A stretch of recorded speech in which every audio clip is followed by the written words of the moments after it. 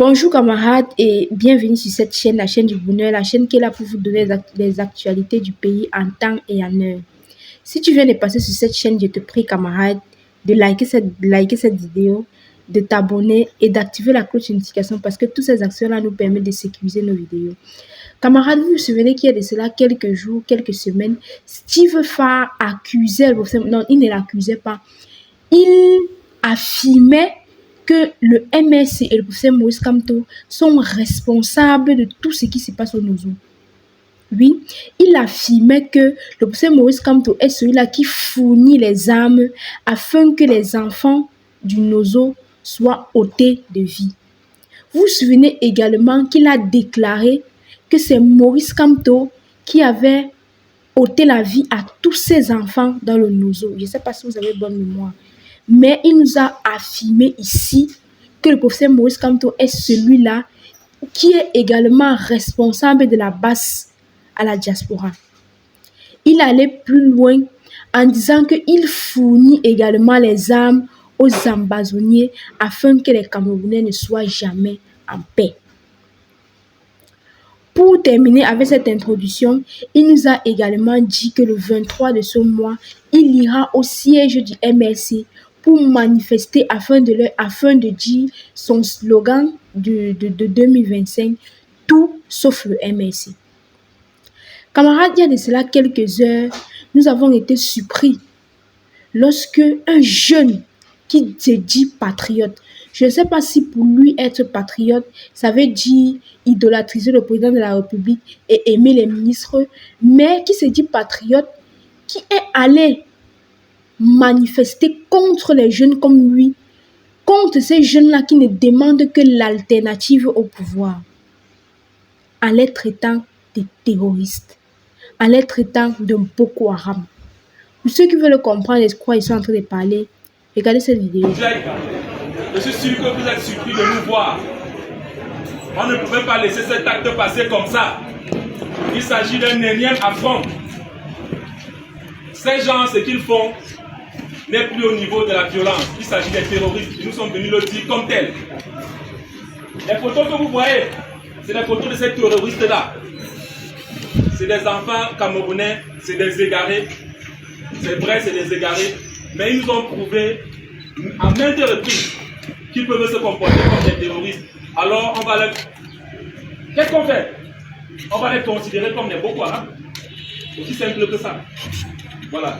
Donc, chers responsables du budget qui sont venus voir notre ministre qui a été adressé en Belgique afin de lui dire un mot. Patriote! Non! Patriote! Non! Patriote! Non! On espère que si on entend l'hymne national, il faut... Lorsqu'on nous dit, ils nous ont dit, on n'a pas voulu croire que le Cameroun, on a l'impression que ça appartient à certaines personnes. Je ne savais pas jusqu'à hier, le 7 mars, qu'on pouvait manifester avec les images des gens devant le ministère. Vous vous souvenez, en 2018, nos frères, nos compatriotes ont marché sainement, dignement, sans rien casser, et jusqu'aujourd'hui, certains en payent le prix. Je ne veux même pas parler de ceux-là qui n'ont même jamais marché et qu'aujourd'hui, ils sont encore en prison. Donc, il y a certaines personnes qui peuvent faire ce qu'ils veulent. Est-ce que vous vous rendez compte que ces images sont des parents, des enfants des gens? Ces personnes-là qui ne demandent que l'alternative au pouvoir.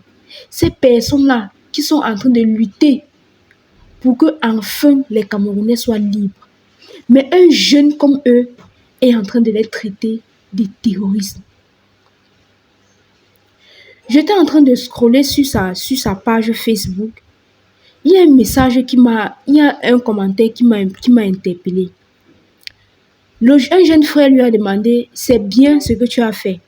Tu as manifesté parce que selon toi, tu as vu que c'était mauvais. Ok. Maintenant, nous attendons aussi de toi que tu manifestes également au sud pour dire aux jeunes de Mayos qu'on ne doit pas se tuer entre nous. Vous savez ce qu'il a répondu? Il a demandé que est-ce que ceux qui étaient en train de faire le désordre là sont du RDPC? Est-ce que vous comprenez ce que ça veut dire? Ça veut dire que au sud de ceux qui le faisaient, c'était des délinquants, c'était des personnes qui n'ont aucune affinité avec le RDPC, mais que ceux qui sont en Belgique, à la diaspora, en train de faire ce qu'ils font là, ils font ça parce que le professeur Maurice Kamto leur a donné l'ordre, ils sont du MSI. Mardi passé dans notre pays, nous avons passé une tragédie, je ne sais pas si vous êtes au courant. 2 chercheurs dans notre pays ont été brûlés vifs. Je ne connais pas les raisons. Je ne connais pas les raisons. Ce que je sais, c'est qu'ils sont allés à l'extrême nord pour faire des recherches. Les gens qui ne demandent qu'à s'instruire, ils ont été brûlés vifs.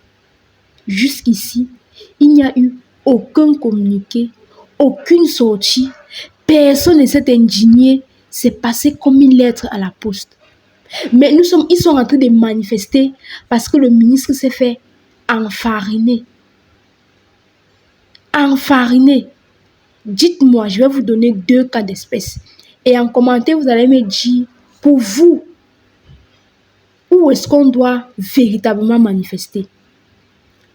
Un homme qui s'élève, qui arrive à la diaspora et qui se fait verser la farine parce que les jeunes lui rappellent que lorsque tu es au pays, tu ne fais pas ce qu'il faut. Alors reste au pays.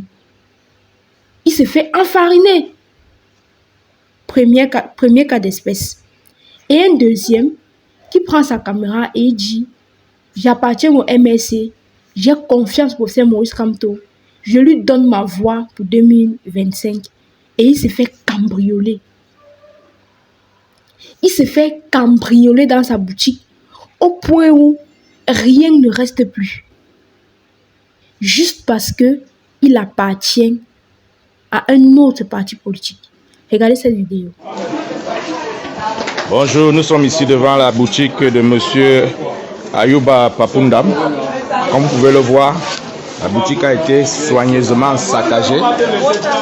La sienne comme celle de son épouse. Comme vous voyez,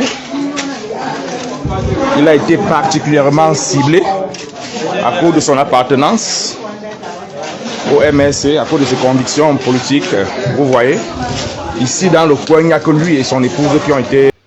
Je voulais juste vous montrer cette partie de la vidéo pour vous dire que ce jeune est quitté du nord pour arriver à Douala pour se chercher parce qu'il appartient à un parti politique qui nuit. Il a été cambriolé.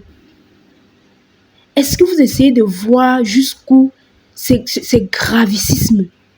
Est-ce que vous essayez de voir à quel point les Camerounais ont carrément retourné la veste? Voilà un jeune qui se débrouille en ouvrant sa boutique et un autre qui s'est carrément rangé de l'autre côté. Pour moi, tu peux faire la campagne de ton parti politique sans nuire à l'autre. Moi, je ne peux pas en vouloir à quelqu'un peut-être d'appartenir au RDPC, au PCRN, EDF, l'univers et j'en passe. Nous sommes tous des Camerounais et chacun a le droit d'avoir son propre opinion. Chacun a le droit d'appartenir au parti politique où il semble être à l'aise par le programme politique. Je le dis et je l'assume. Personne ne doit nous forcer à adhérer à son parti ou alors à accepter ses idées. Non. Non. J'espère juste qu'après cette manifestation, personne ne viendra réclamer son dû.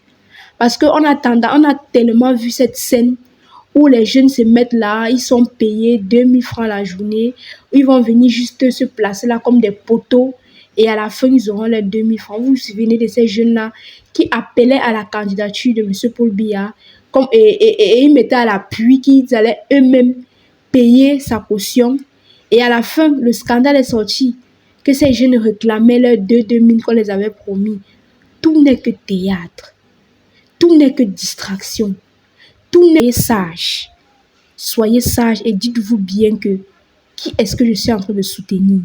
Qu'est-ce que je suis en train de faire? Est-ce que ce que je fais profite juste à ma propre personne ou alors à ma famille, à mes descendants et au Cameroun que nous aimons tant? Merci et à très bientôt.